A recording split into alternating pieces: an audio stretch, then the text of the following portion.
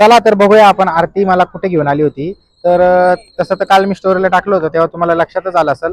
कारण आरती मला घेऊन आली होती विजय ज्वेलर्स मध्ये. ते पण अचानक मध्ये मला तर वाटलं पण नाही. मला ती पुढे आलं म्हणली युटर्न मार. म्हटलं कशासाठी? तर ती म्हणली ज्वेलर्स मध्ये जायचंय. म्हणलं अरे अचानक कसं काय? तर ती म्हणली मला तुझ्यासाठी ब्रेसलेट घ्यायचंय. म्हणलं पैसे? तर ती म्हणली मी साठवले होते. म्हणलं अरे वा काय शातिर डोकं आहे यार. पैसे एवढे दिवस म्हणली की मी साठवत होते तर का तुम्हाला ब्रेसलेट करण्यासाठी. तर खरंच लय भारी वाटलं. आता सोन्याचं ब्रेसलेट कधी लवकर येईल का नाही माहित नाही, पण ती म्हणली चांदीपासून तरी सुरुवात करू. म्हणलं चालतंय. आणि मग मम्मीसाठी पण तिने चेन घेतली. मग हे ऐकलं मी पण आरतीसाठी एक ब्रेसलेट घेतलं आणि सियासाठी पण एक चेन घेतली.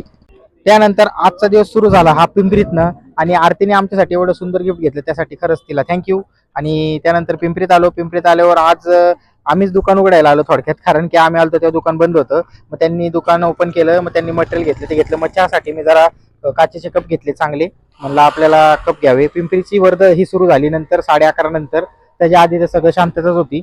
आणि आपले मसाले वगैरे सगळं घेऊन मी परत आळंदीत आलो.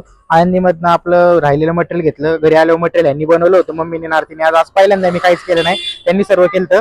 मग तिथून मी गाडीला चावी लावून दुकानावर आलो. आणि आज चहा बनवला होता आरतीने.